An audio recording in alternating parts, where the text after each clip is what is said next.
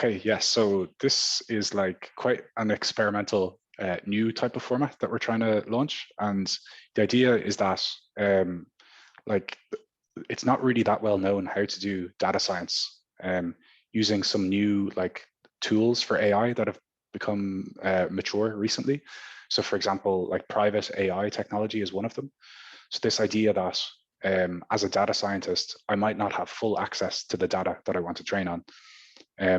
Like as a data scientist myself, like I'm always used to downloading the data set, and then like I can kind of look at the data as much as possible and all this sort of stuff. And so this is quite a different way of doing machine learning and AI that hasn't been done before, and it changes the workflow quite a lot. And then at the same time, there's these like data marketplaces that have recently come up, and also like algorithm marketplaces where I can create an algorithm and make it available on the marketplace, for example. And so, yeah, basically we're gonna like dig into like a few of these different technologies. For example, like the private AI, how that works, data marketplaces, model marketplaces, and hopefully like publish our own model on the marketplace. So what I was thinking is that, you know, over the next like few weeks or whatever, we can, from start to finish, we can go through the whole process and, you know, look at the tools, maybe like publish some data, maybe like publish a model, train it, maybe even make like a front end, like a demonstrator for it or something like this, and just go through the whole process. And believe it or not, that would be almost like one of the first models available, like using these new tools in Web3. And I think that would be a really cool proof of concept. And then along the way, the idea is that like we could train, you know, start to train people up on how to work with these tools, and like how to do data science in this new way of doing it, I suppose. And so like one of the first things that we should do is to like come to consensus on what sort of project we think makes sense as a proof of concept. And it's even fine if we don't come to a consensus, because one of the best things that could happen from this group, for example, would be if we split into different working groups working on different projects. You know, for example, like Greg, I know you're interested in finance data. Like Romeo, you're interested in sensor data. Holly, you're interested in, you know, generative art and these sorts of things. And so if our group got so big that we had like a few different teams working on different projects and trying to like come up with these proof of concepts for these different areas, I think that would be a really, really positive outcome. And so, yeah, that's the plan. I don't know what everyone thinks. And yeah, I think that's a good idea. I think Holly also mentioned about climate related, you know, data sets and analytics. So probably we can partner together, and the sensing data information that we are trying to build is to predict, you know, climate change and global warming. Yeah, climate is a really interesting one, I think. And yeah, like, yeah, maybe it's a good idea to like kind of go through some different projects that we thought that we've kind of, we think make sense at the moment, and also their readiness level. And so like the one that I think is most ready is the generative art NFTs, which is like, Holly, for example, you have quite a bit of experience with these. And how these work currently is that you use some generative AI model to create some image or a video, and then we put that image, we turn that image or video into an NFT, right? And make it available on a marketplace or something like that. And like, this is a great first step. And I've seen some other examples, like there's a few projects that are using like GANs, generative adversarial networks to create different types of images. And so like, this is one of the use cases of AI that is actually happening in Web3 at the moment. And there aren't too many of those. And for example, the idea that I have to like how to advance this even further is that rather than just putting the outputs of these models like on the blockchain, what we could actually do is put one of the models themselves on the blockchain, and we could turn it into we could create a token for it, and people could stake on it.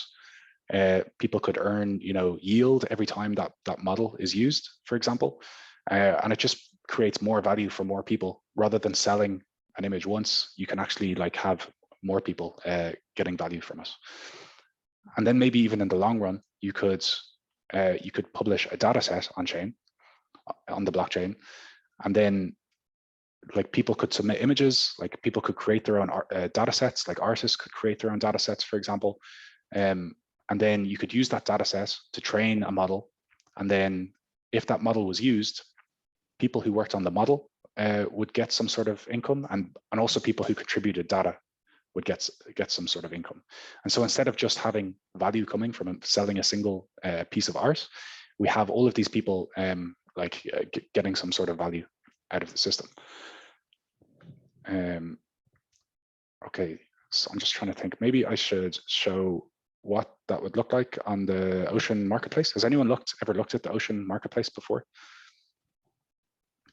No? Okay. I spent probably all of 2 minutes. Okay, nice. I'm aware of it, but it's the extent of it. Okay, great. Yeah, so like I'll show you like how easy it is to do this. Okay, share my screen. Can you see my screen? Yes, we can. Okay, great.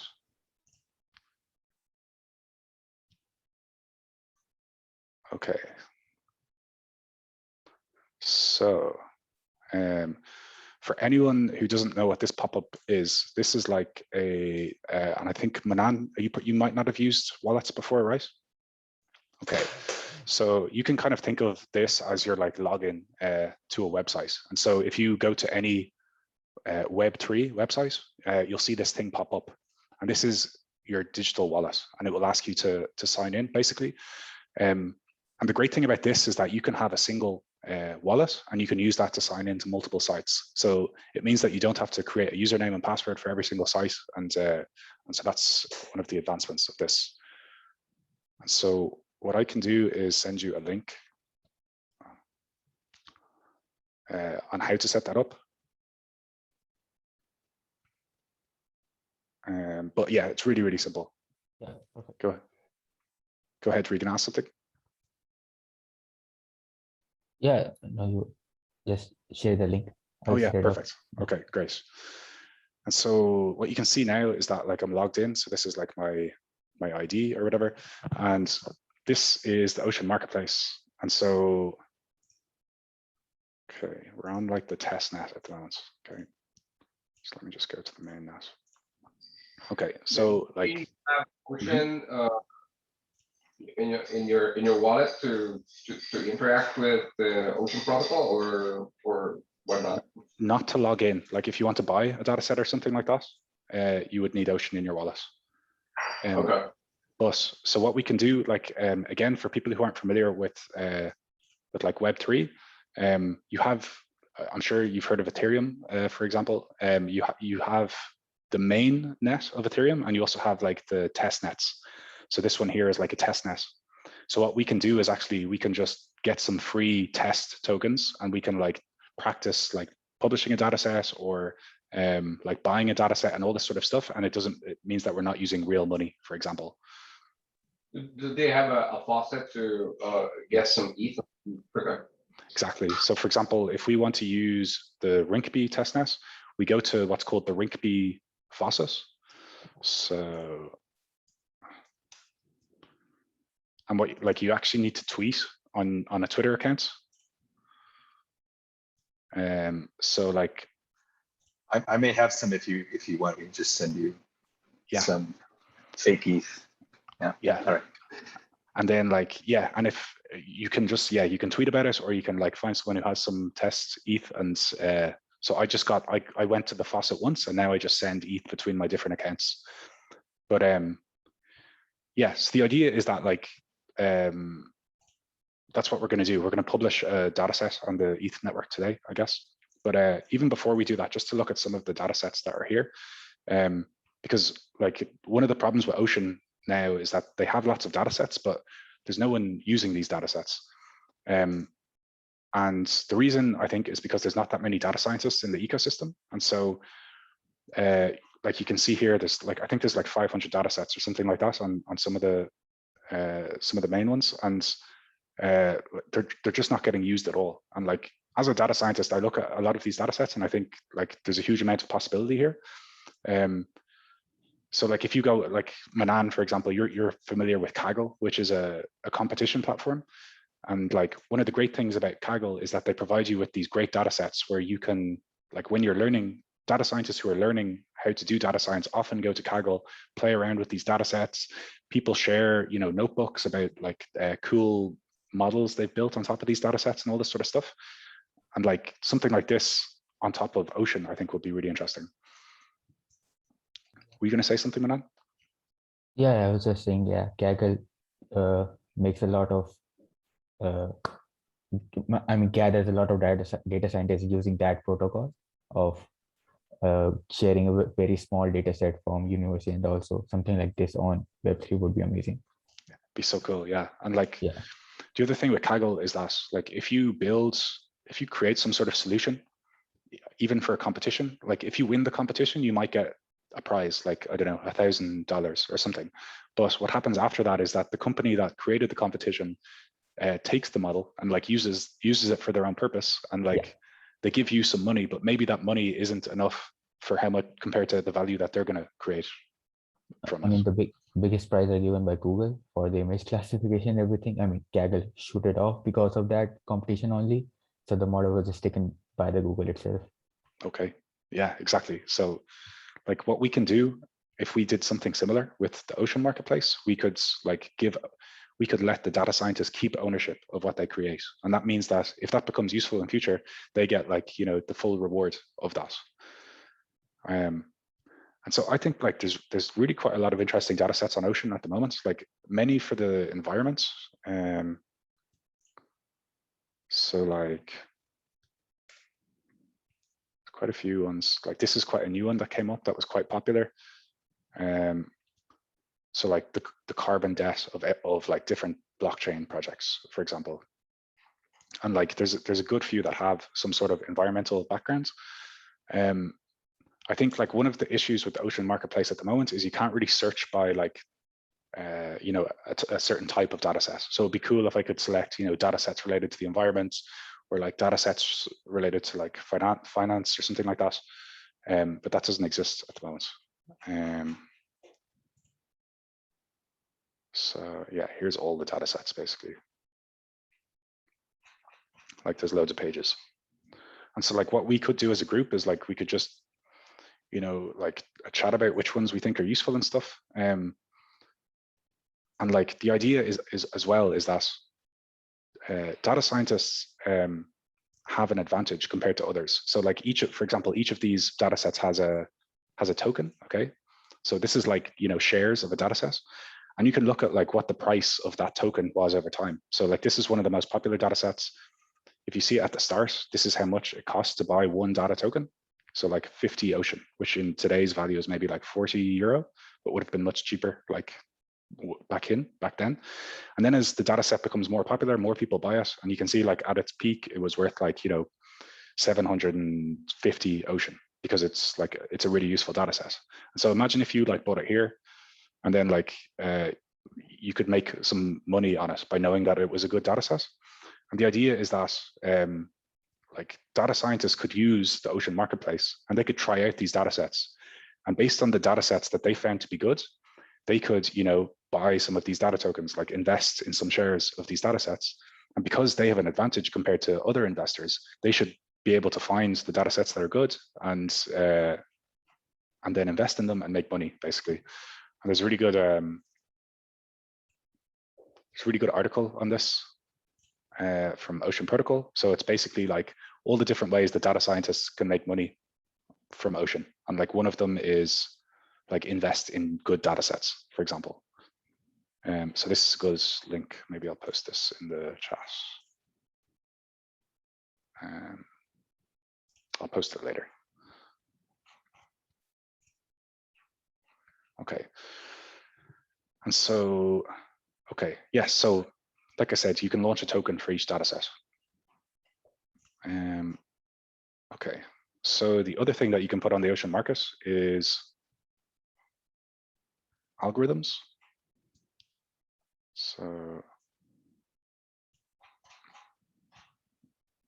all data sets and algorithms. We can choose algorithms.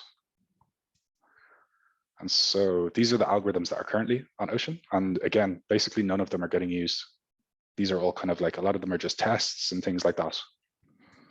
And like some of the useful ones. So let me see if I can find one that stands out. Yeah, like a verification algorithm is an interesting example. And the idea here is that you can like, basically it just checks the data set that someone uploads and sees if it like matches the description that they've given. So just to like ensure higher quality of data sets coming onto the marketplace, for example. But yeah, so like, maybe I'll show you now how easy it is to publish. So I'm going to go onto the test network for this. Again, the reason we use the test network is because we can like do it for free without spending money. And go to publish. Okay, so I can either publish a data set or an algorithm. And so I can give it a title, a test, and test data set, upload. I have a link to like this image that I have saved in Drive.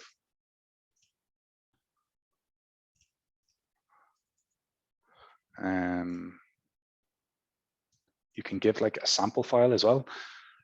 So the idea is that, like I said before, with this new private AI technology, we can train machine learning models even on data sets that we don't have locally on our computer. And so if we want to have this data set that like in the old style where you can just, if you buy the data set, you can download it. And that means you can like copy it to like your friend's computer and all this sort of stuff. But this is the option that we select, just download. If you don't want to make it available for download, but you want to let models train on it, you just use the compute option. And when we use the compute option, it means that it's really difficult to write an algorithm if you don't have access to any sample of the data set, right? And so that's where this sample file becomes important, because I might have like quite a large data set, and I don't want to give that to other people, and so I want to keep it private. However, if the data scientist doesn't have some idea about how the data looks, you know, for example, what's the folder structure, like all these sorts of things that you need to know to write a script to train an algorithm, that's when they should provide, you know, maybe one sample image from the data set and maybe the label as well. And that means that the data scientist can download this single sample to their local computer, write some code that works on that single sample, and then when they're sure it runs, that's when they can send it off to the private data set, for example. And so that's what this sample file is for. Does that make sense? Does anyone have any questions? I have a question about something else, and which is basically, you know, these data sets I'm imagining are fairly large. Where are they stored, and kind of maybe you can talk about maybe the security concerns or lack of concerns with that method. Yeah, so like you can store them wherever you want, basically. So it could be like a local server, or it could be like an Amazon cloud instance, or like even better, it could be something like IPFS, which is like it's like distributed data storage. So rather than having a centralized cloud provider, we could store it on like many different hard drives in encrypted form. And so like obviously the best for privacy is probably IPFS, but I think a lot of people at the moment in the Ocean ecosystem just make them available through like Amazon storage or something like that. Got it. But it's so it's not the protocol doing anything with that. It's the data provider that's providing the storage. Exactly. Okay. Yeah, exactly. And like I'd say this will like the like interact, like I'd say this will become better in time, you know, the kind of integrations with different storage methods, like especially IPFS and stuff like that. So it's still like quite early days there, I would say. Okay, So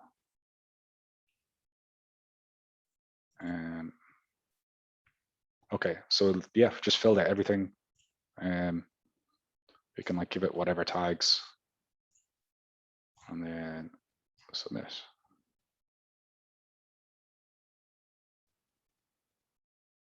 And then your wallet pops up, and it like you have to confirm a few different transactions.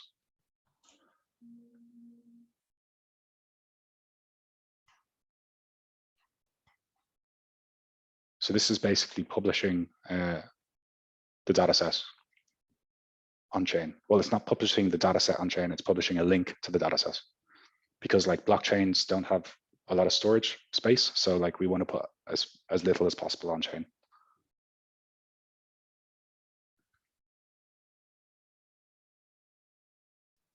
So just maybe going back to another security question.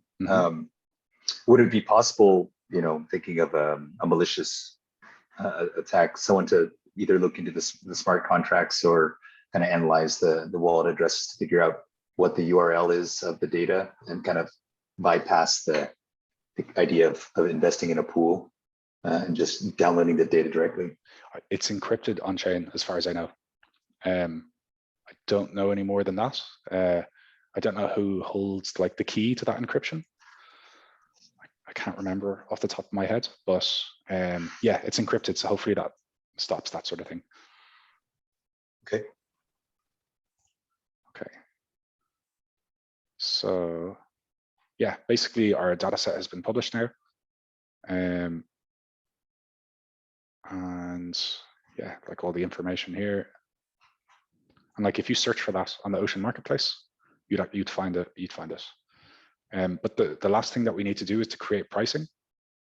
And so we can create pricing, and you have two choices here. So you can either go for a fixed price, which is like you just basically set how much you want it to cost and it never changes. But the one that most people pick is dynamic. And this is, I guess, supposed to be if you don't know what the value of your data set is. And it, you know, the more popular it gets, the more it will charge for this data set. And yeah, honestly, like this, I think this interface here isn't intuitive at all. And so like this was one of the projects we were working on, was we're trying to create this widget to like explain some of these parameters a bit more and why they're important.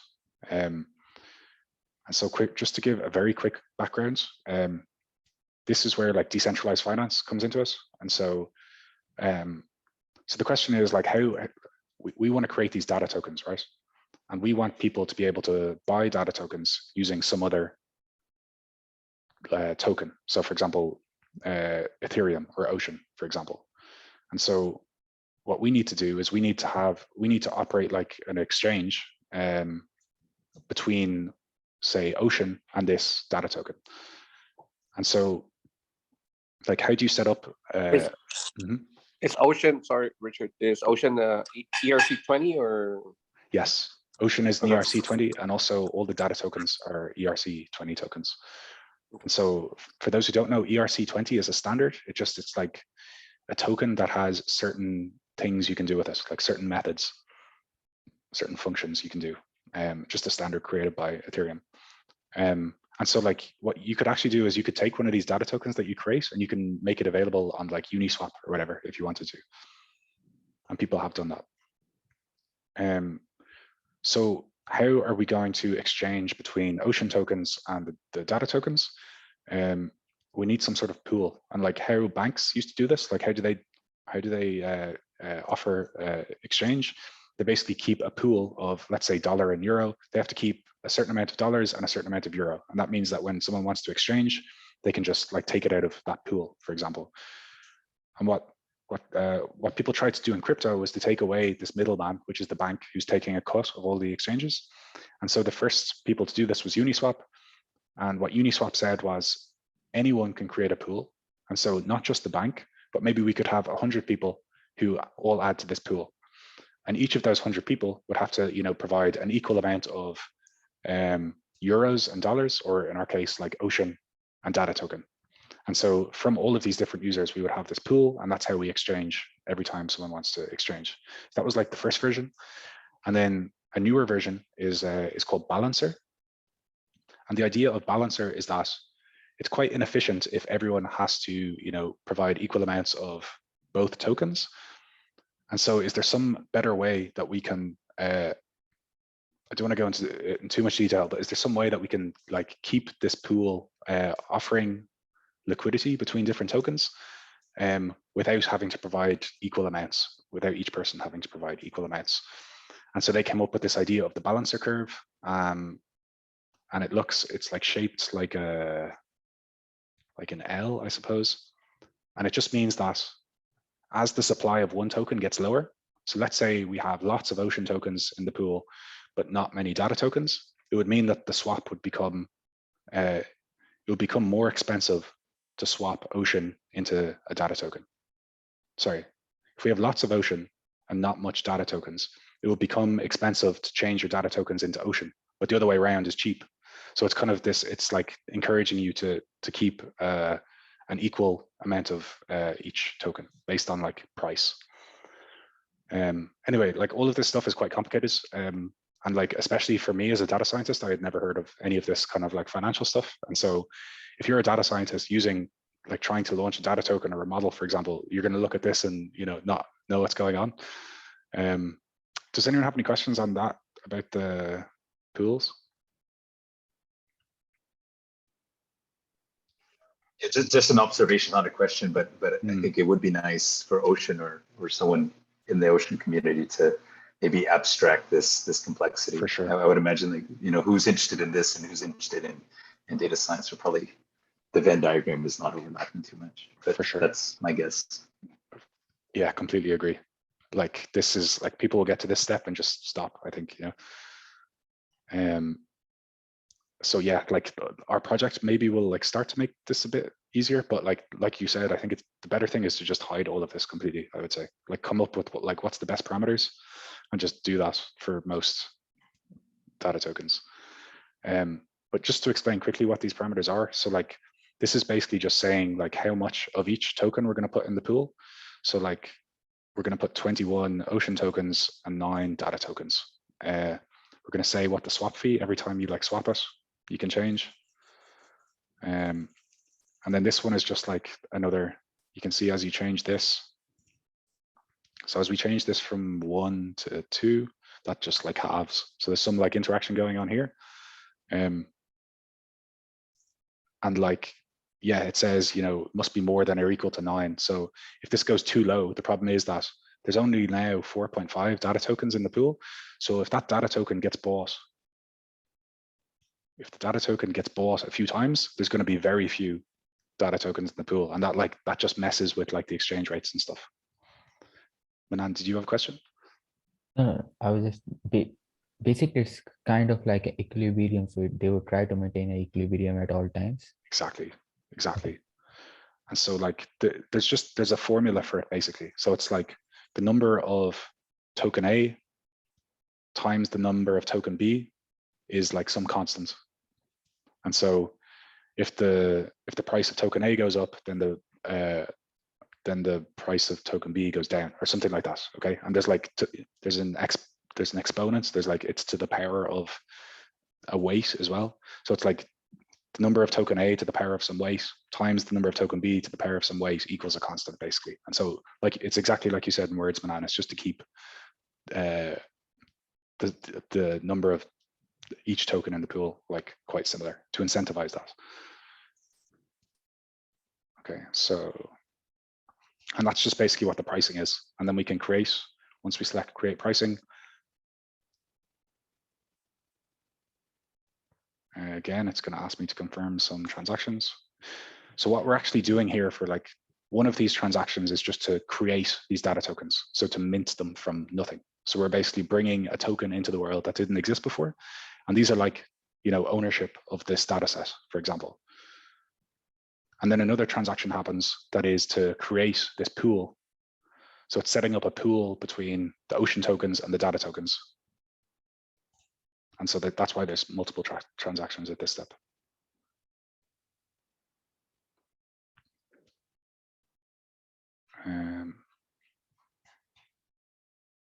And like, to be honest, it's actually not well known what like are the best parameters to launch a token with, and like we're doing research into that, and like trying to simulate.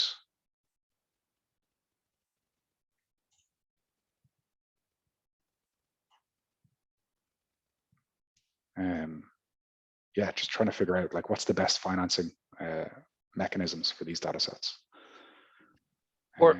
Richard, for the mainnet, do you know how much is the gas fee usually? It's at the moment it's a loss. Yeah, it's like €50 per transaction or something. I've been checking it recently. For Ethereum, it's just gone crazy recently. Like a lot of people actually launch these tokens on Polygon now. Like Polygon is layer 2, and so the gas fees are much lower. So most people who launch data tokens launch them on layer 2 now. Okay, so it has support for Matic. Yes, exactly. Yeah. Okay. And BSC it looks like as well, if I saw correctly. And also Moonriver. So this is like this is a EVM. So this is like an Ethereum virtual machine, but on the Polkadot network. And so this one was just launched recently, and also like Energy Web Chain. So Ocean want to be like chain agnostic. They want to support multiple chains. And so you can launch on all of these. Richard, this might be a bit off topic, but do you have an idea of how many of the participants in these pools are just speculators, financial speculators, versus actual users of the data that's being traded? I think it's all speculators is the answer at the moment. Yeah. Okay. Yeah, like I think there's very few people using these data sets at all. And so yeah, like Ocean has a really interesting history, because like this is the version we're using at the moment is V3, and V4 is being launched in January. And like one of the big issues with Ocean is that like with all cryptocurrencies is that people can launch any sort of token, and the founders of that cryptocurrency can like buy a large amount early, and then more people come on board, buy it, the price increases, and then what the founders can do is they can just withdraw all of their tokens and the price crashes. And this is called a rug pull. And that was happening in the Ocean ecosystem. So like people were launching these data tokens, people would like speculate on these data tokens, and then someone would withdraw all of their own data tokens and everyone would lose money. And so like one of the main sites in the Ocean ecosystem, they're trying to be like the S&P 500 of data sets. They called themselves Rug Pull Index. So it's like an index. The idea was that like we're going to try and curate these different data sets based on the potential for people to rug pull. And so like it's kind of been entered into the like folklore of Ocean, because it just affected the community so much. But with V4, Ocean have like really tried to solve this issue, and they've like introduced things like vesting. And so like it means that the people who create the data tokens can't withdraw all at once, and there's different rules and all this sort of stuff, and they've solved lots of other problems. And so it's still really early days basically, and lots of speculation, and like the worst things that happen in crypto have happened in Ocean.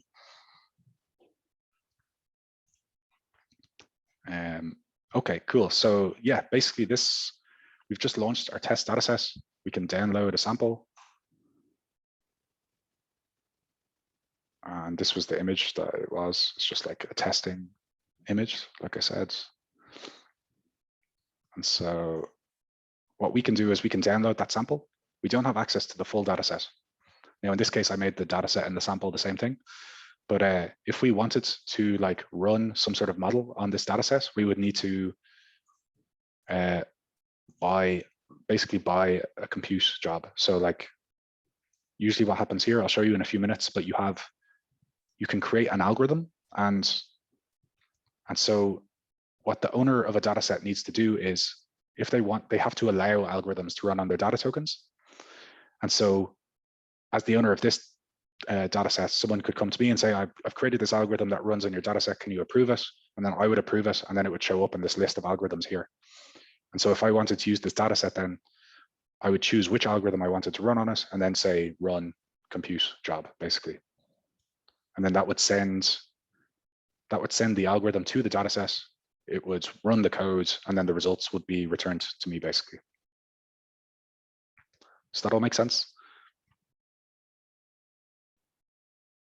Okay, cool. And so, okay, so that was publishing a dataset. I'm not going to run through the whole thing for publishing an algorithm because it's mostly the same thing. But choose a name for it, description, a file. So in this case, this is a piece of code that's going to run. And so what we could link here is a GitHub repo. So for example, the one that I was using before, I've run through this whole process. So like this is the Algovera GitHub repo. And I just have like a Python file. And I just give this link to the Python file.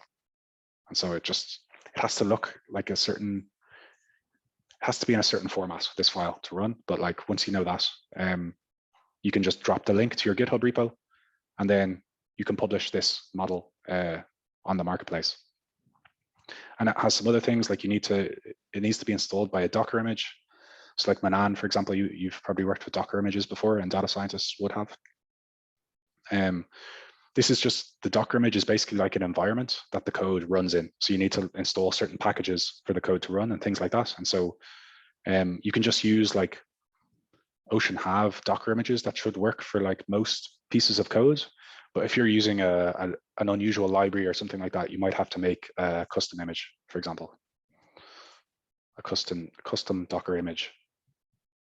Image not to be confused with like an actual image, a picture. It's just called an image, like it's like a container. Did you have a question there, Manan? Yeah, you said a while back that the user would send the algorithm and you would approve to run a compute job on them. And then you said you would get the results. And so I was confused that the results after the compute would be given to you and not be accessed by the user directly.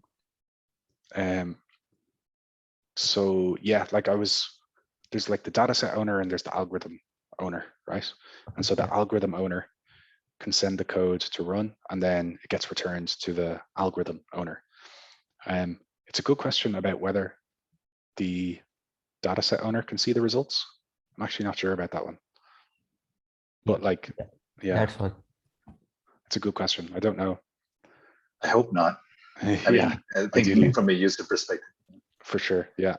Yeah.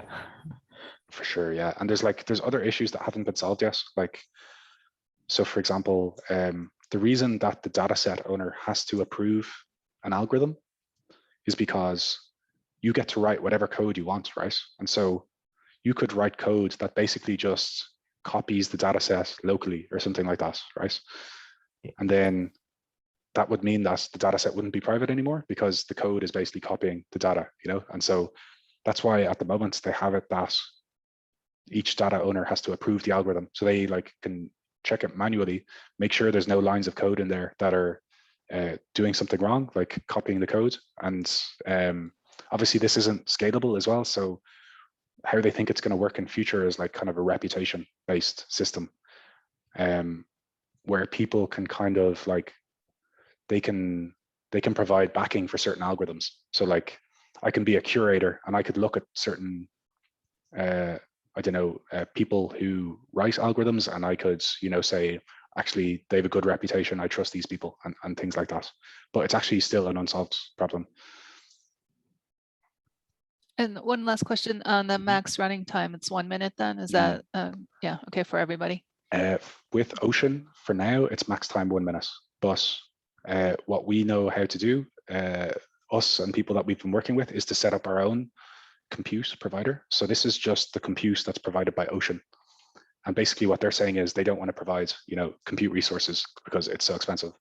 But we can set up our own compute environment. And for example, some of our partners that we work with, they have like lots of credits that they got. I think they have 100,000 worth of credits or something that they got from Amazon. And so I think they're going to sponsor our first experiments with this. But yeah, so basically you need to provide your own compute environment at the moment. but we have that. So you could do Amazon or GCP Exactly. or yeah, okay. Exactly. Or even like decentralized ones in future would be amazing, like iExec and all these sorts of decentralized compute providers. Again, like it's just such early days, like very few people, like there's only a handful of people who have who know how to set up these compute environments and things like this. So it's still like quite, it's not that well developed. Yeah, go ahead. Richard, if I have an ERC 1155 token already, is that something I can use instead of creating another one?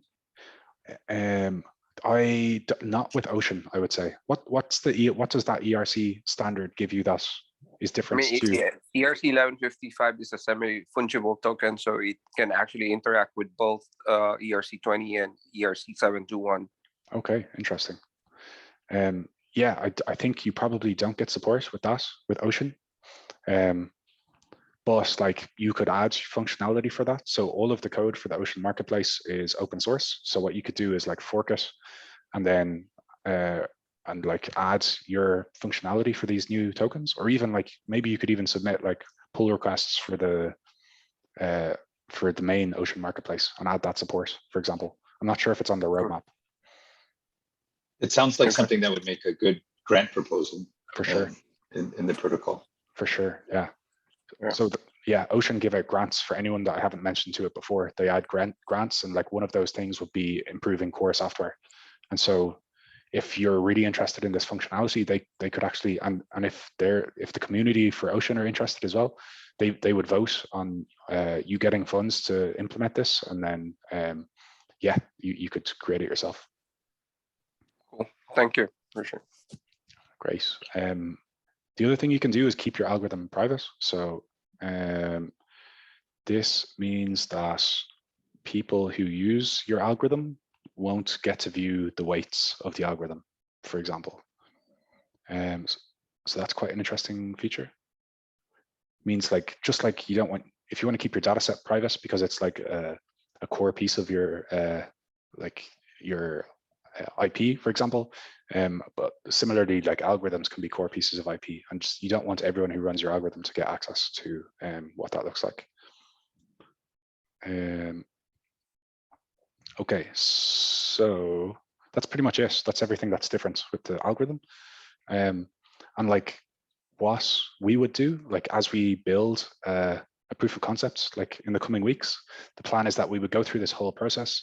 We could like write code, we could create a shared repo, and like after we figure out which project we want to follow, we could all write the code that this model is for.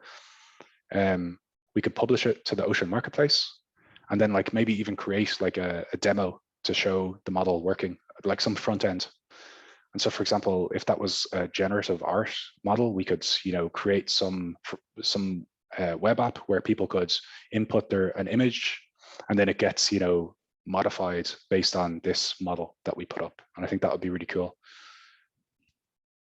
And also what we could do is, like whatever people contributed in terms of the model, like that's how we would share the tokens, And so like, I mean, that's the ideal, isn't it? Everyone gets rewarded fairly based on their input to creating something. And so we could like share out all of those tokens, and then that means that whenever the model gets used, we would like have these like the value of that algorithm could increase, and the more popular it was, the more that would be worth.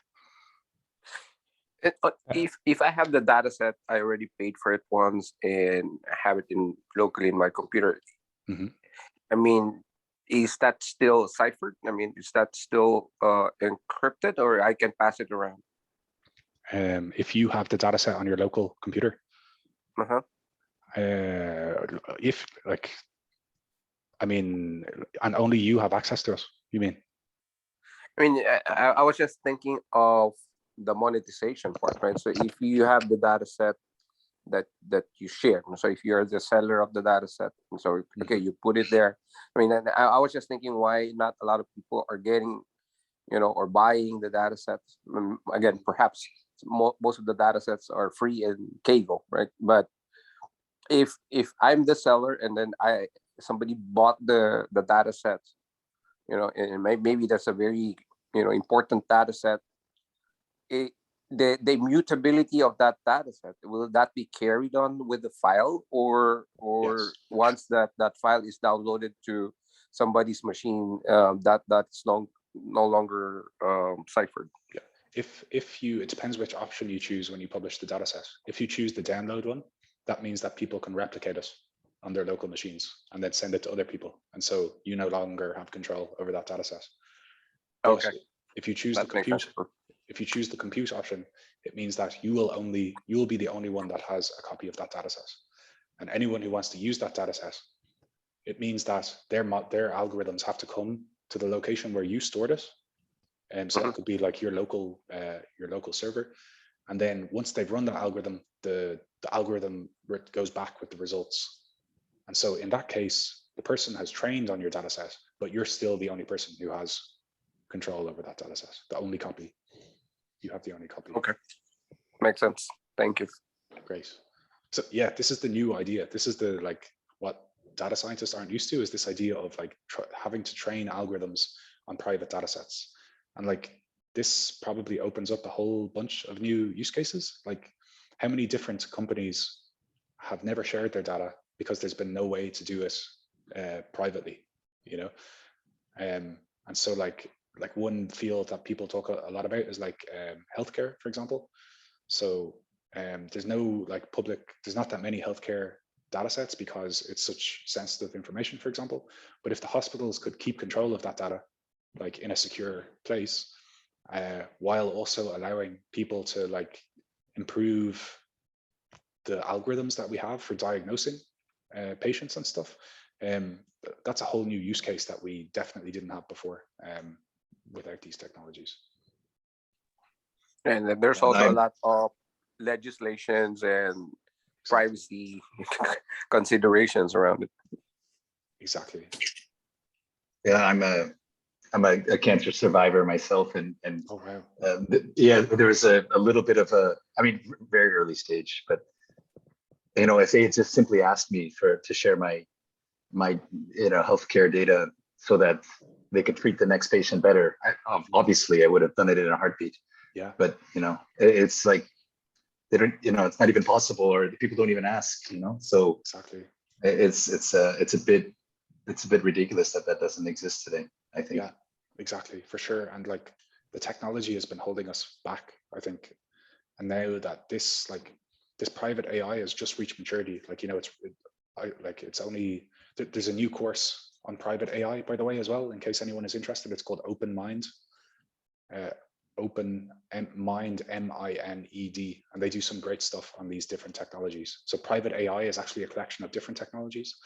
For example, federated learning, which is where, and actually so the way Ocean does the compute at the moment, it's called compute to data, because the algorithm goes to the data, basically. So it's called compute to data.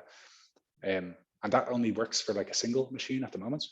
But there's this other company that are creating federated learning on Ocean, which is where not only can your algorithm go to one data set, but actually you could choose a collection of data sets, and your algorithm can go to one data set and then train a bit, and then it can go to the next data set and train even more, and then it finishes and comes back to your into your possession. And so that's coming soon on Ocean as well. But there's all these other technologies homomorphic encryption is another one. And what that means is that you could encrypt your data set and then pass that encrypted data into the machine learning algorithms. And then you get what comes out is an encrypted output. And then it goes back to the user and you can unencrypt that output. And so it's basically a way to do machine learning on the data while that's still encrypted. And that's still very early days, but that's just reaching maturity as well. So there's all of these collections of private AI technologies that I think are just going to completely change everything. And yeah, that course goes through a few of them. So I just had a quick question kind of about models and how that worked with the algorithm. So for instance, a lot of times people will take like a StyleGAN2 model, a generative adversarial network, and they'll do a fine tuning, right, on some other data set. So we would upload that data set possibly, and then we would also have an algorithm that says I'm fine tuning StyleGAN2 or whatever. And then within that Docker image, then we'd have kind of the base StyleGAN2 model that we're fine tuning with our new data set. It generates a new model, right? After it's trained up. And it definitely wouldn't run in 1 minute, it would probably be days. And so we'd run it on a GPU and, on GCP or Amazon. But then at some point we have a final model image, right, of that fine-tuned. So we have can like you two explain datasets. where that kind of would fit? Yeah, if it would fit within this frame. Yeah, I think for sure. And like you touched on something which is like fine tuning, and like this is quite a well-known thing in data science. Another name for it is transfer learning. And so this is like transfer learning is a good way to figure out the quality of a data set. So like this could be another way that we could figure out like which data sets are good and which data sets are bad, because maybe someone has their own data set and they want to improve the performance of an algorithm on their own data set. So maybe then they would try to fine tune their algorithm on a separate data set that's on the Ocean Marketplace. And then they bring this trained algorithm back to their own data set, and maybe it improves performance. And so like we could have this leaderboard of, data scientists could create leaderboards based on which data sets they think are good, based on how well data sets on the marketplace improve performance on their own withheld data set, for example. So like this idea of transfer learning is really interesting in the Ocean ecosystem. And like, so based on what you said, I guess we would have like maybe potentially 2 data sets on the Ocean Marketplace. And then we would publish an algorithm. The algorithm after we trained on the first data sets would probably be published. And then also, the fine-tuned algorithm would probably also be published. And this is a strange thing on the Ocean Marketplace, because every time like you train the model a bit more, or even like change the code, you have to publish a new like algorithm token each time, which is quite a weird concept. Does that make sense? So the model would be inside the Docker image, right? And that entire Docker image is not, it's not stored, right? Or when you link to like a custom image, for instance, is that something that could be encrypted as part of kind of the whole, the algorithm? Or is it like, so down here in you have your file, right? That's the actual code that'll, that's gonna, I don't know, I'm just trying to understand where the model would be, because a lot of times people are very protective of their trained models, right? Yeah, for sure. So, if it took you a month, like it did for me to train my model, it's not something that I'm going to want to put out there publicly necessarily. So it's a good question. Yes. So like, the image is like the environment that it installs before, like when it's spun up, and then I guess like they insert the code into that somehow. And the question is that encrypted? And I think the answer, it's a good question. So like, would the owner of the data set see it, for example? Let me look into that. I guess like if you were the data set owner and the algorithm owner, I think probably you would be safe, because then you would like, I guess the other question is like, what happens during the approval process as well? Does someone get to see your exact code, for example? And yeah, I'm not actually sure. Let me look into that. I'll get back to you. And again, this is something that is just started to be done for the first time. And so if there are like issues with the way it works currently, I'm sure they would be really interesting things to bring up to the Ocean team. So like we could go back to them and say, look, we have this use case for using the Ocean marketplace. Here's our concerns, because like this, this model is really valuable, and actually we don't want, a certain different person to see it, for example, and then we could like work around those kind of issues, I suppose. But yeah, it's a really good question. I know we're up on time, but I'd like to throw out one question. If we need to do an aside, that's fine with me. But my question is kind of taking a neutral position on if we're using decentralized AI or centralized AI, in terms of, I have a business problem I need to solve. I don't have the right data set, or I need to find a data set. I need to find an algorithm, a good algorithm, or a series of algorithms.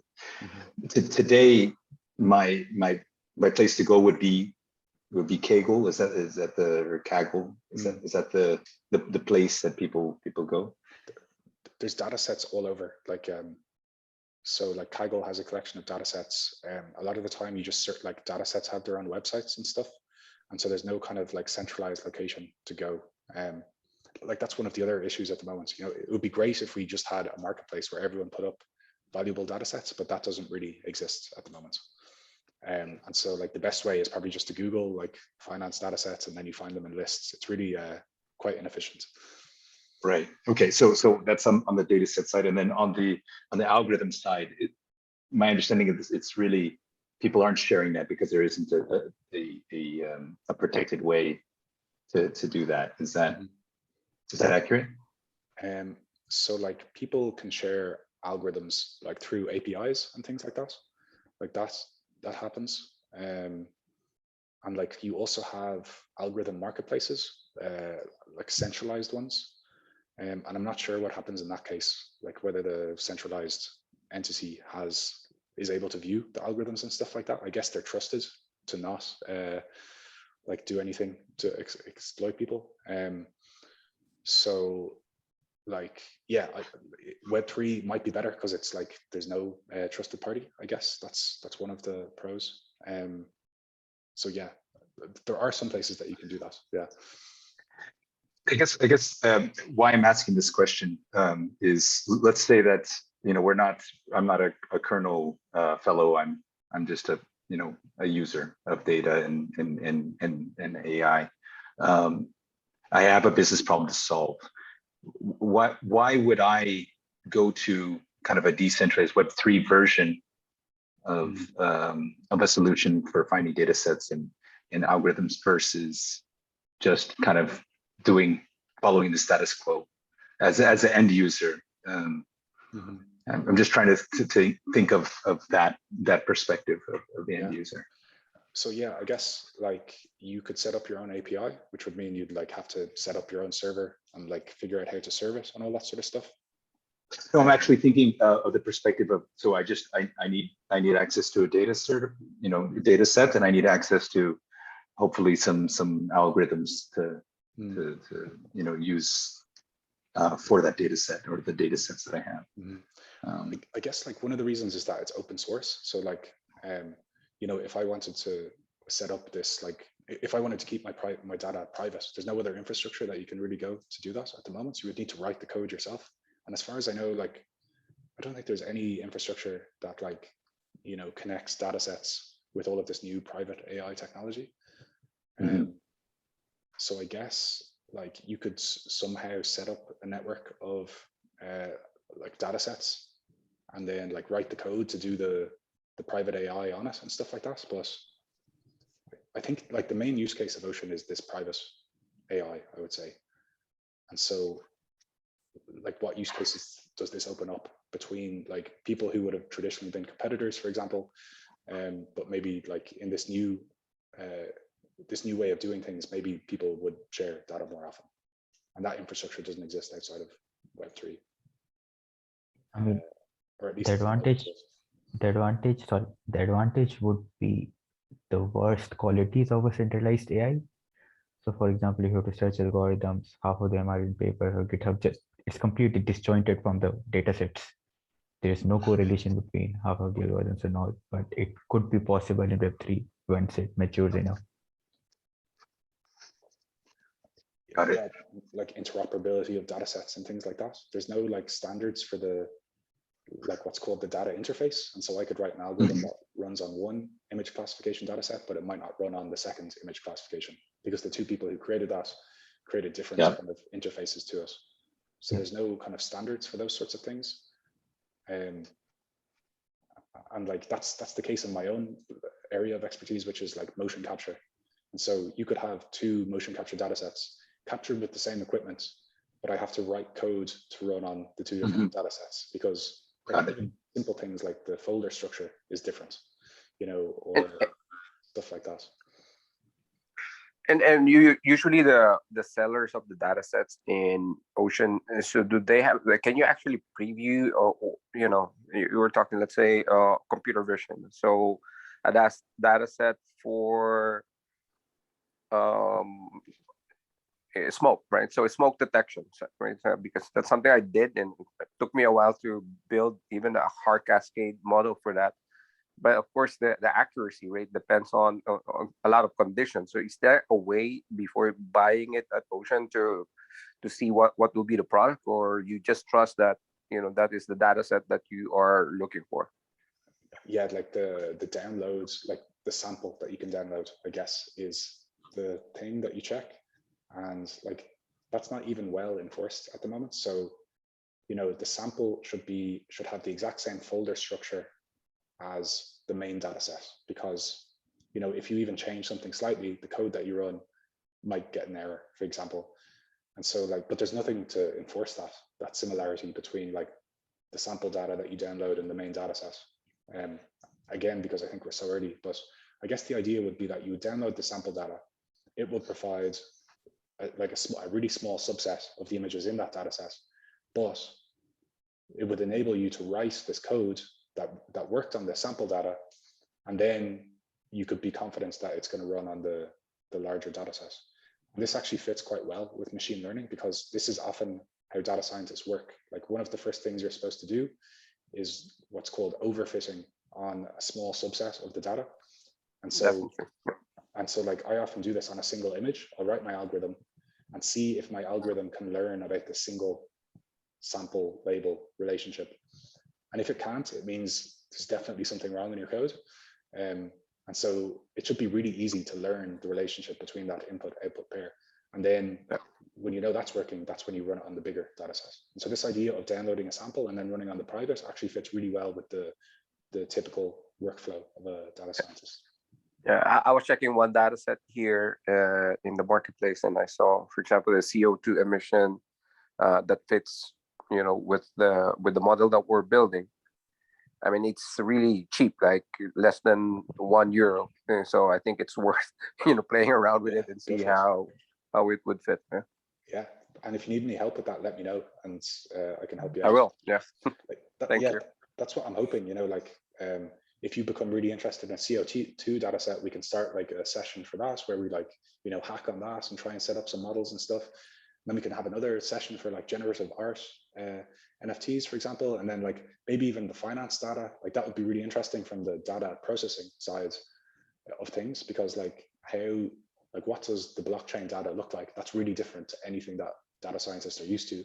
And I know there's some tools like doing analytics and stuff like that, but it'd be really cool to get a hacking session going with that for people who are interested in finance data.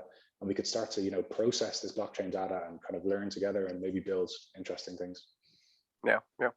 I like what you were saying, I think the other day, right? With temperature data or weather data sets, you can predict the condition of stock market. Yeah. I was saying this was an old project that I worked on in my early days of machine learning, and the idea was it was like a weather prediction. So we got a data set that was, you know, a grid on the Earth on the northern hemisphere, like 20-kilometer intervals and like 3 levels up from sea level, for example. And we fed this into like a convolutional neural network, and the idea was to predict what the weather would look like in the future. And then based on that, you could predict whether the temperature, like roughly what the temperature was going to be. And then based on what the temperature was, you could like trade an oil stock, because if it's hot, the oil stock is going to go down, and vice versa. And so like there are ways even through like weather data to like make money through trading. And if you could, obviously this like, it depends what you're going to spend the money on. If you're going to make money from weather data and like use it to help the environment, that's probably a good use case. But I don't think that was the guy that I was working for his plan. I think he just wanted to make some money. So, but yeah, like different ideas like this, you know, if we could like bootstrap ourselves by, I don't know, trading some weather tokens or something like that, and then use that to like save the environment, that's a cause I could get behind. Yeah. Or Twitter AI that extract all information to predict the trend of the next cryptocurrency that's going up.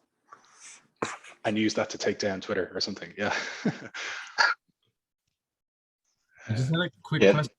Oh, No, please go ahead. Quick question about if it's possible to update data sets in the ocean market, because I feel like that's one use case that could be, that is not in, for instance, Kaggle data sets.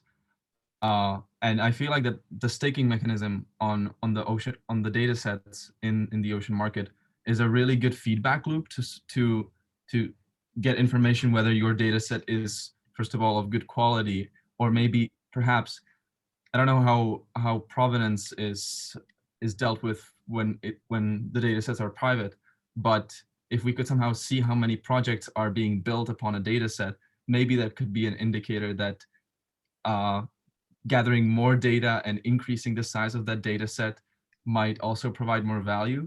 Like, I feel like that if there was some sort of mechanism, like a subscription model for data sets that are evolving, because I think that, for instance, the data union data set is, I think, changing over time. And some data, you don't really want a fixed data set. You do want to train over time, maybe once a month, update your model weights. I feel like that's something that Web3 could solve that is currently not being solved. Yeah. Yeah, like it's not done very well is the thing. So like if you launch a data token, you can't, it's there forever. You can't even delete like a test data token or anything like that. And so like that's one thing that's asked for a lot in Ocean. On provenance, it's not done very well at all. It's all done through this link that you provide to your data set. And like you said, it would be really useful to have like version control of data built in somehow. And there's lots of tools that do this, like is it Datalad, and like Data Hub, which is like GitHub for data, basically. And yeah, a feature like this would be really, really useful for the Ocean marketplace as well. But that doesn't exist. But it would go against the probably the monetization model, right? So if the sellers of the data sets, you know, if the idea is to publish it at least once a month to gather all the information and then publish it once a month, I think the model provides that immutability, that, you know, that data set is one product, you know? So for January, another product for February, and so on, right? Actually, the interesting thing is that like people provide a link to the data, and the data at that link can change. And so even though you have a single data token, people are like constantly updating the data. Like they do this with financial data, for example. And like the same is true of models, because you're just providing a link to where the code is, right? And so you can change the code at that location, and you can still keep the same model token. And like these are really interesting ideas, which I'm not sure like what it means for the workflow of a data scientist, for example. Like when should you publish a new model token versus just working off a GitHub repo for a single model token? These are all like really interesting questions that I'd love to explore. Definitely. And like, yeah, so Ocean is like, I'm pretty sure Ocean has a lot of problems for data science. And like all of these problems are opportunities for like people, data scientists in Web3, right? And like that's the part of the idea with this working group, is to like figure out these problems. And like, for example, like what Token Engineering Academy do. I took one of their courses when I was getting into token engineering, and they have, you know, an 8 to 12 week course. They get like lots of people into the same room and start research projects. And often, a lot of the time, those research projects actually turn into like real projects and like real startups in cryptocurrency, because they find all these problems with like existing, in this case, DeFi protocols and stuff like that, and then they come up with ways to solve them. And so like if we start working on these data science problems, like I think we're going to find a lot of problems with Ocean Protocol, because Ocean Protocol is just designed as a data marketplace. It's not designed for data scientists. And so like as we start to bring data scientists in and other stakeholders into the ecosystem, like who knows, they could spin out into lots of different projects that are starting to build tools for how data science is done in Web3. And so yeah, that's what I'm really excited about, is like finding these problems. Thank you, Richard, for sharing this. Appreciate it. Yeah, so just to close out real quick, I just wanted, I think one thing we should do is just start with a more simple like text-based data set and a simple algorithm, just like a non-GPU one, just to get started, and then then we can kind of expand up into more complex algorithms at that point. So just to start out with, really just with that. Yeah. Yeah, and like some of the existing ones are text-based as well, like there's some, well, GPT, like I know that's not like low on compute, but like that's what some of the other people have been working on. I think some of their code is open source, so we could definitely build off that, and I think that would be really interesting. Yeah, the climate data set that I told you, I mean, they even have the algorithm already on how to visualize and select, based on like an animation. In fact, I'll send you the links after this, and then probably we can, I don't know, if we can fork a version of that, then we can at least showcase that. Yeah. Yeah, I mean, like some of the other tools, so we didn't get as we didn't get as far as I was thinking on the tools and stuff, but we can like continue that next week. But some of the other tools that we have are like this kind of decentralized Amazon Mechanical Turk, which is where we can, if we decide there's a certain type of data that we need, we can crowdsource it and reward people in data tokens. So we can use existing data sets, or we can like maybe crowdsource some new ones if we find that we need something like that. And that's provided by this other, like the people that we work closely with, who are Data Union, and they're the guys providing the compute as well. And so I suspect they're probably more interested in doing something with image data, is the thing. But he has mentioned before that he's interested in like text as well, so that could definitely be a possibility. And like we should definitely get him involved in the conversation as well. He's really responsive, and yeah, he'd be a great guy to get involved. Yeah, I love that idea. And I have a friend who's done a lot with the Amazon Turk and creating art pieces that way. So oh wow. Yeah, so I can show you a few projects that she's done too. So, and and basically taking any funds, we could create an NFT or something, and then have really cool. the money go back to the original Turkers. So yeah, exactly. That's really, exactly. I'd love to like have some of these like projects where we show value flowing back to different to the community. And just back to the text as well, there are some really interesting ideas that I think you could do. For example, like the loot NFTs, they're these NFTs that is just a collection of words that you own basically. What if you could create like a text to image model somehow that took these like inputs from the loot and generated some image or something like that, or even like there are these games, text-based games that, do you remember when when I was younger, there were these books that you could read and like it would give you an option and then you would like go to a certain page and all this sort of stuff. There's like a text-based game for that using GPT-3, the language model. And so like it asks you a question, and then based on the answers you give, it kind of continues your adventure based on that. And so like, can you imagine some sort of game based on a like GPT-3 model that we like put on chain, for example, and maybe they would use like loot as like input and stuff as well, and possibilities are really endless for like what we could do with all that sort of stuff.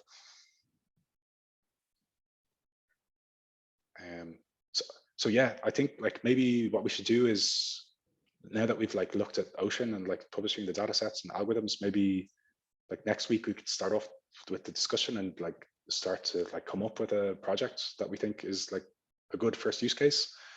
and yeah, just like start coding and like live hacking and getting the compute running and just going through the whole process, and then like sharing the tokens of the final algorithm that we published, for example.